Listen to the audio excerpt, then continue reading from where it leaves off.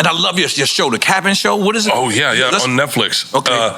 It's funny though, like Snoop's hard to get a hold of. Right. He's got like 4 phones. Yeah. He only I don't know. He never has one. His assistant got an assistant. Yeah. And so we were doing Two Bears, One Cave one time, and I was like, let's see if we can get a hold of Snoop, see if he wants to go fishing with us. Just so I called him, and he answered. He didn't say anything, and I was like, Snoop, Snoop Dogg. Snoop Doggy Dog? I go, Calvin?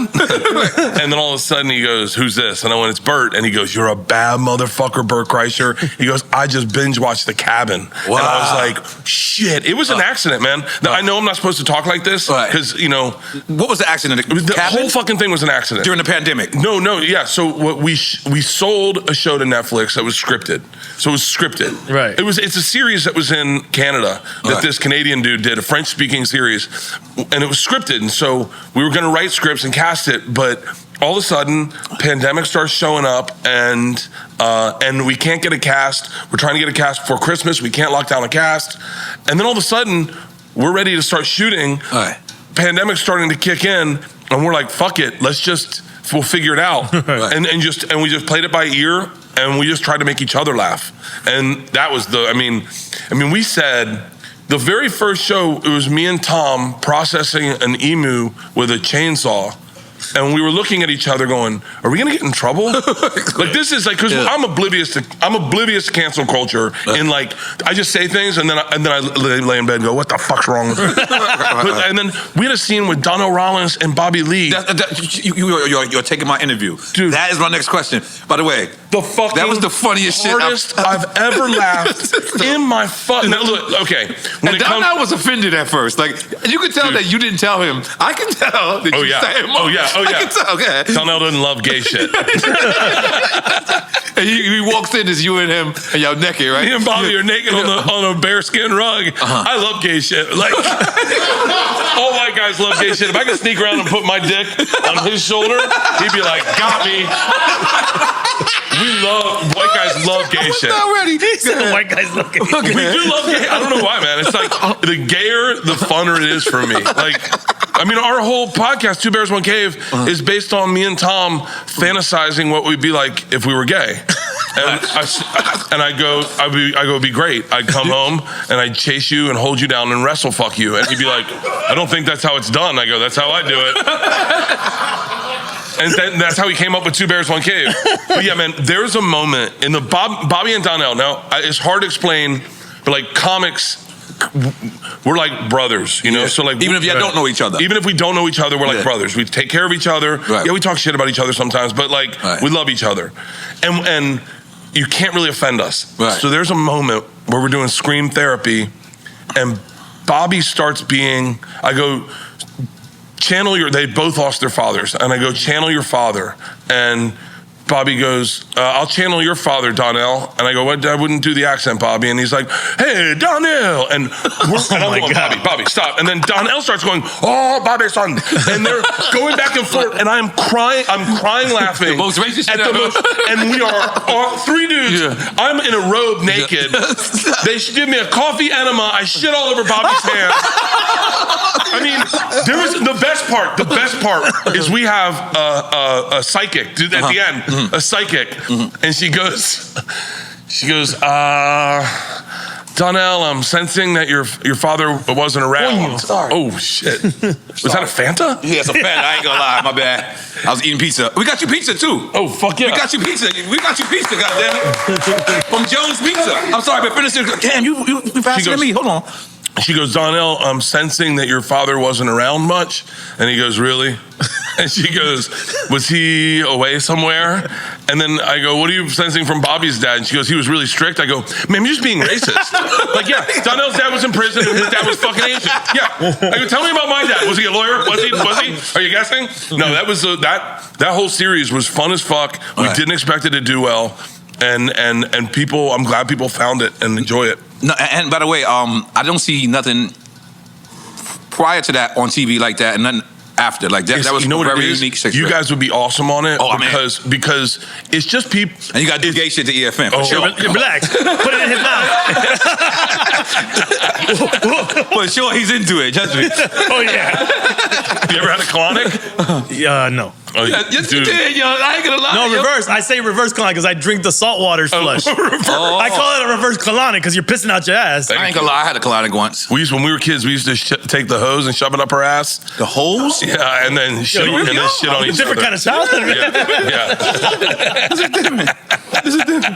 I love when you said you took your father to a escape house. Yeah, escape room, yeah. Okay, so how did that happen? So your daughters wanted to. It's so funny because I wasn't doing it as a bit, and then Georgia called me on stage one night. She's in college, and a college kid calls, you answer. George is his daughter, right? George is my oldest. I feel like I know your whole family. Can I tell you? There's a golfer named David Faraday, and I'm a big fan of his. He's an announcer, and I ran into him at the Live tournament in Adelaide, and I go, David Faraday, holy shit, it's David fucking Faraday. I'm in an elevator, and he's trying to keep a profile. I go, I'm Bert, I'm a comedian, and he turns around and he goes, Georgia and Isla's daddy, and I went, oh fuck, maybe I'm talking about my kids too much. And your wife, yeah. Oh, I was talking shit about her on K-Rock this morning. Oh wow. Saying she was old. I don't know what I was saying. She got me reading glasses, and I didn't realize when I gave her a kiss, I hadn't seen this bitch in high def in 10 fucking years. Oh my god. And so and I'm on K-Rock, and she calls, we're listening to you on K-Rock. I'm like, oh god, here we go. I'm an open book. I overshare, and I feel like I try to be as honest as I can about my feelings about my family. Because it's like you can sit there and celebrate your wife, celebrate your kids all day, but like most of the time, the funniest stories we share about our kids are when we shitting on them. Right. And you're like she called one time, Isla got in trouble for shooting dice, and she called up on Two Bears, and you're listening to two parents trying to parent a situation for real, not like the Cosby Show where it's like, and so that's the way I've always approached it. But yeah, we took. George and Isla wanted my dad to go to an escape room because they wanted him to lose his shit. Because he'll spin out of control, and I have a panic. They wanted him to lose his shit. That's the only reason they wanted him to go. The only reason. Because you and him don't work good as a team. We don't work good as a team. They're like, we want to take Papa to escape room. I go, are you out of your fucking mind? And they're like, we want you to go too. I go, no, we don't work well together as a team. And like, yeah, we know. And then we went, and it was in a dude's house. It wasn't in a mall. It was in a dude's house in a bad fucking neighborhood. We knock on the door. Dude's already in character, in a robe, towel around his head, stroking a cat, just looking at me going, have you seen my mother? And my dad's like, is this fucking real? Shit, dog. We walked in, he gets us into his mother's room, locks the door, and I'm like, I just walked my family into a serial killer's house. And my dad's like, you dumb motherfucker. You didn't sign a waiver? We didn't give him a waiver, didn't give him a credit card, nothing. Just walked into a fucking room. My dad goes, he turned his house into a fucking escape room like Jeffrey Dahmer, and you walked your fucking family in, dude. And now I'm having a real panic attack. I gotta take a shit. If I'm like looking for a vase or something to shit in. My dad's spinning out of his control. My mom's excited. She's like, do you think he's gonna tie us up? My dad's like, shut the fuck up, Maggie. Dude, it was the fucking, and I didn't remember any of it because I had a panic attack. Georgia called me on stage. She was like, yo, are you telling the escape room story? I was like, no. She goes, what about it? She goes, we only brought you and Papa there so you'd lose your shit. I was like, and it gets a laugh. I go, no. She goes, yeah, remember Papa threw Nana into the wall? And I went, oh yeah, that gets a laugh. Do you remember we got into that trap door and you took a shit in Papa's mouth and the big pop? Because you farted, right? I farted, and he was behind me, we were crawling. And so I farted in his mouth like the human centipede, just right there. And he went from coach to cunt real quick. Cocksucker! Fuck, you're like I'm in the hole from Shawshank Redemption. It was, but a lot of times I'm not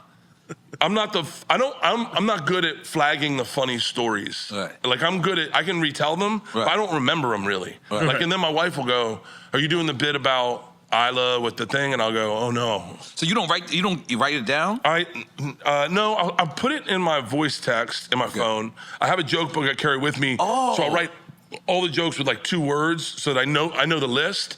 Right. But no, I don't write it. I don't like rapper shit. For 'em. You know what's so funny is I'm a big fan of the show, so I love listening to that of like dudes who can listen to a song like Jay-Z and just listen and then just go. And then there's guys that need to sit with it for a while.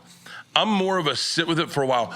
I I can Jay-Z a story off the top of my head on stage first time. Second time it doesn't work again. Right. It won't work again second time. But yeah, it's interesting. You know, Rogan asks that question a lot about how people write, and it's a fascinating way to find out what people's approach to creativity is. Right. Because their process. Yeah, right. yeah. Because I was a fucking poet for a minute in college, and I was so bad. Like Def Poetry poet? Yeah, like poetry poet? No, like Maya haikus and Angelou. shit? You know, like it was so bad, and I would read them and make eye contact with them. And my buddies. Oh, you thought you was good? I thought it was amazing. I thought I was fucking amazing. I thought I was amazing. You remember any of these poems? No. We'd love to hear one right now. No. Dude, I read one of my poems about date rape to a sorority. To a sorority. Wait, what? Like What? I said, it was like this date rape poem about this girl who, and I'm reading the poem and they're just sitting there like, the fuck is this guy doing? I had long hair. I thought I was real. I thought I was serious. Dude, I was in a band. Like there's a moment where I go, that guy was the biggest fucking fool in the world. And then thank God I found comedy. Thank fucking God. God damn it.